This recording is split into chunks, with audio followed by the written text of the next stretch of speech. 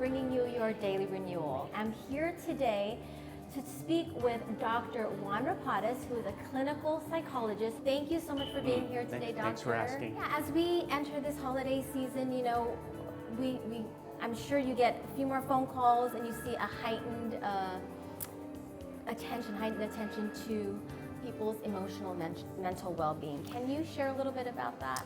It is interesting. So I'll get people stop me on the street who know me. People would call me, friends, relatives, and even patients or prospective patients would call me around this time. And either they're concerned about a relative, or they're concerned about themselves, about how they're feeling. They're just a lot more exhausted and tired. And a lot of times people see depression as a physical thing first, and they don't really realize they're really kind of clinically depressed. So their first symptom would be exhaustion, right? And I've just been so tired, I have no energy. You said clinically depressed. Yes. How would one know the difference between if they're clinically depressed and just seasonal That's a great question, because you can have, pets, when pets pass away, our relatives pass away, there's a period of time where we allow we professionals kind of allow time to grieve the loss. They're really poor sleep, or actually oversleeping too can be a thing.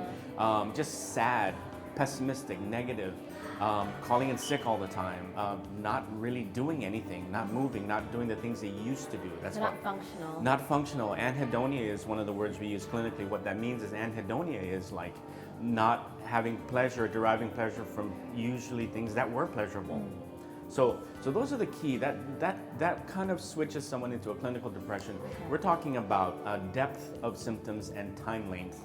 So anytime that goes beyond 3 to 6 months, we worry and we need to get professional help. Got to take it seriously. So the first step is really assessment.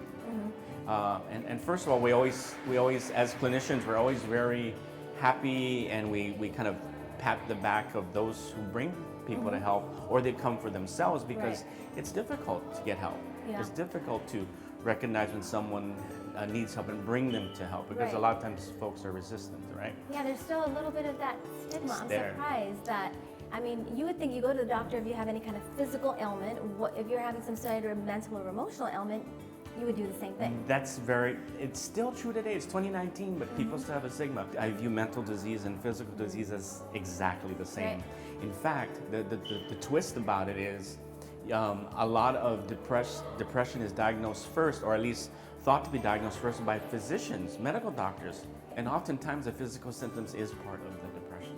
And whether depression causes physical stuff, or physical stuff causes depression, now it's really bi-directional. So it used to be like, oh, you have a thyroid problem, oh, we're going to see depression. Right.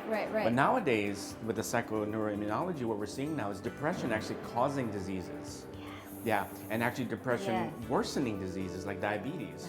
Right? Someone who has diabetes and has kidney failure, there's a big reason to be depressed. But then you're depressed, and then all you do is lie down and be depressed about thinking how negative and how you're going to die within 6 months, versus the same exact patient, the same age, the same circumstances. They're like, no, I'm gonna fight it. I'm gonna exercise. I'm gonna eat better. It's incredible how it starts with your belief system, your thought, or at least it could be guided in that way. Like the whole thing with epigenetics, that's the other thing that's so incredibly interesting. And how actually we can change our genetic, or what we call our phenotype. So the genotype is the actual genes, the phenotype is the expression of the genes. So we can actually change the phenotype. And that's new. When I took biology first back in the 80s, my first degree, this stuff was kind of in the infancy. Bruce Nowadays, Lipton, that's when he kind of like became in the 80s and 90s. Yeah. Well, and so that whole idea now is that the medical doctors are buying into the fact that they're like, before it's like, you can't change that, because well, you can. That actually thinking and emotions and the psychology of things can actually physically change your body, which heretofore was not really talked about. So that's a good thing in my field, at least, because I don't prescribe, but I work very closely with physicians, and it's much easier now to talk to a physician about psychological issues and its effect.